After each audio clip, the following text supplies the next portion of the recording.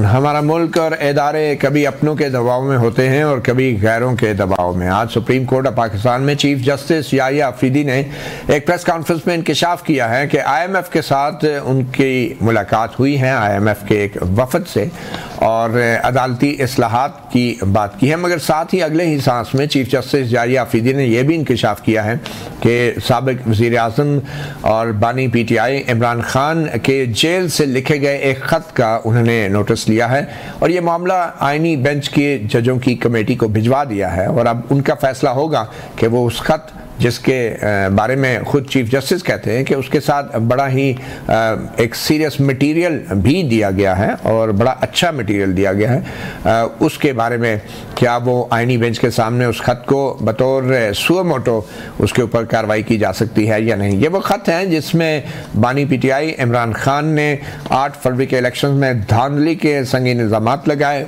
9 मई के फौजी तनसीबात पे हमलों के वाक़यात के बाद PTI के कारकुनों की पकड़ धक्कड़ और PTI को तोड़ने के संगीन इल्ज़ामात लगाए गए और 26 नवंबर को PTI के कारकुनों पर एहतजाज के दौरान गोलियां चलाने के भी इल्ज़ामात हैं। और इसके साथ ही 18 सफ़हात पर मुश्तमिल ये जो ख़त हैं, 250 के करीब कुछ दस्तावेज़ात भी हैं जिसमें तस्वीर हैं, आदाद शुमार हैं जो सुप्रीम कोर्ट के चीफ जस्टिस के नाम ख़त की सूरत में भेजी गई थी। तो ये जो इंकशाफ एक साथ ही हो रहा है कि IMF से वफ़द से मुलाकात के फ़ौरन बाद, और फिर शहबाज शरीफ के ख़त का भी हवाला दिया गया जो उन्होंने भी चीफ जस्टिस को लिखा है और चीफ जस्टिस ने कहा कि हम वज़ीर आज़म शहबाज शरीफ को भी दावत दे रहे हैं और leader of opposition Umar Ayub को भी दावत दी जा रही है। तो ये सब कुछ एक ही दिन में एक ही दम कैसे हो रहा है और क्या इसमें IMF का जो कोई किरदार है कि इमरान खान के ख़त को भी अब इतनी अहमियत दी जा रही है। इस तमाम सूरत हाल के ऊपर हम बात करेंगे। हमारे साथ स्टूडियोज़ में मौजूद हैं जनाब जुल्फ़िकार भट्टी साहब और MNA पाकिस्तान मुस्लिम लीग नवाज साहब, और जुल्फ़िकार भट्टी साहब जो हैं सुप्रीम कोर्ट में काफ़ी पुराने आते रहे हैं और जब इनके हल्के में धांधली का इन्होंने इल्ज़ाम लगाया था और बड़ी मुश्किल से सुप्रीम कोर्ट से आपने केस जीता था। अब आपके मुखालफीन जो हैं वो आपको फार्म 47 का MNA कहते हैं। नहीं, मेरे खिलाफ तो कोई पिटीशन नहीं, कोई पिटीशन नहीं है। बहरहाल आप MNA हैं और उनके साथ तशरीफ फरमाए अदील सरफराज सीनियर जर्नलिस्ट और कोर्ट रिपोर्टर्स हैं और इन्हीं से बात का आगाज़ करेंगे। अदील सरफराज साहब, पहले तो आपसे ही बात कर ले, मेरे ख्याल में अदालती मामला है। भट्टी साहब ने वैसे तो काला कोट पहन रखा है मगर ये वकील है नहीं, वकील है, डॉक्टर। तो अदील सरफराज साहब, क्या लग रहा है आपको ये जो चीफ जस्टिस ने आज अचानक प्रेस कॉन्फ्रेंस में IMF के वफद से मुलाकात के बाद इमरान खान के ख़त का जिक्र किया है, तो ये जो इमरान खान के ख़त के ऊपर एक किस्म का सो मोटो नोटिस के लिए जजेस कमेटी अब गौर कर रही है, तो इसकी वजह कोई IMF का भी कोई इसमें किरदार आपको लगता है? क्या लग रहा है सर? टाइमिंग तो बड़ी ऑड है। देखें, क्योंकि जो बानी PTI का ख़त है वो एक तवील अरसा से सुप्रीम कोर्ट ऑफ पाकिस्तान में आया हुआ है मगर उस पर कोई शुनीद हमारी तरफ नहीं आई, कोई ऐसी बात नहीं आई कि इस पर उसको टेकअप किया जा रहा है या कमेटी में ये मामला आया है ज़ेर बहस। अब अचानक से आज सुबह खबर आती है कि IMF का वफ़द मुलाकात करता है चीफ जस्टिस ऑफ पाकिस्तान से चैम्बर में और वो मुलाकात ख़त्म होती है फौरी तौर पर सर 12:37 पर हमारे जो प्रेस एसोसिएशन के प्रेसिडेंट हैं वो मैसेज डालते हैं ग्रुप में कि भाई चीफ जस्टिस ऑफ पाकिस्तान की जानिब से ये कहा गया है कि वो ब्रीफ करना चाहते हैं मीडिया को आज की IMF मीटिंग पर, वफ़द के साथ मीटिंग पर। और सर टाइम होता है तकरीबन 30 से 35 मिनट का नोटिस होता है कि इसमें आपने पहुंचना है कमेटी रूम में जहां पर वफ़द के साथ ही मुलाकात भी हुई है। हम वहां पर पहुंचे, चीफ जस्टिस ने आते ही 3 बुनियादी चीज़ें हमारे सामने रखी कि एक तो आज जो IMF के वफ़द से मुलाकात हुई है और दूसरा जो वज़ीर आज़म शहबाज शरीफ हैं और जो कायदे इख्तिलाफ हैं उनको मुलाकात के लिए कहा गया है, और तीसरा हमारे लिए हैरान कुन था बानी PTI का वो ख़त जो ज़बान-ज़द-आम तो रहा है मगर सुप्रीम कोर्ट ऑफ पाकिस्तान में ये तवक्को नहीं की जा रही थी कि वो टेकअप होगा। और आज की जो टाइमिंग है वो मैं अगेन बात करूंगा कि IMF के वफ़द की मुलाकात के फ़ौरन बाद ही ये कह देना कि हमने उसको भी टेकअप कर लिया है और कल मैंने ये मामला भिजवा दिया है कमेटी को। इस पर सवालात उठ रहे हैं और इस पर जाहिर बात है सवालात इस वजह से उठेंगे कि क्योंकि आज से पहले तो आपने इस मामले को बिल्कुल ही नज़रअंदाज रखा और ये कोई पहला ख़त तो है नहीं उनका।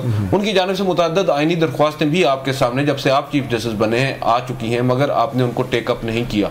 इस वजह से इसको जोड़ा जा रहा है IMF के वफ्द के मुलाकात के साथ, क्योंकि इस दौरान एक और डेवलपमेंट हुई है जो खबर भी थी आज हमारे लिए कि वज़ीर-ए-आज़म साहब ने भी एक ख़त लिखा है और उस वज़ीर-ए-आज़म के ख़त के बारे में ना पार्लियामेंट्री रिपोर्टर्स की जानिब से रिपोर्ट किया गया है, ना सुप्रीम कोर्ट के रिपोर्टर्स की जानिब से रिपोर्ट किया गया। नहीं, भट्टी साहब को पता होगा उसका सर, वो क्योंकि बिल्कुल ही राज में रखा गया। अमूमन इस तरह के खतूत तो खुद जारी कर दिए जाते हैं मीडिया को, जब किसी आईनी ओहदेदार को एक दूसरा आईनी ओहदेदार खत लिखता है वो जारी किए जाते हैं। वो खत जारी नहीं किया गया और वो आज चीफ जस्टिस ने खुद ही बताया कि हमने IMF के वफ्द को भी मुलाकात में बताया कि जो आपके रिजर्वेशंस हैं ऑलमोस्ट वैसे ही रिजर्वेशंस हमारे वज़ीर-ए-आज़म साहब ने भी हमें एक खत की सूरत में आगाह कर रखे हैं। तो वो फिर इस वजह से चीज़ों को जोड़ा जा रहा है। हम आपके आने से पहले ही इस्लाहात का अमल शुरू कर दिया।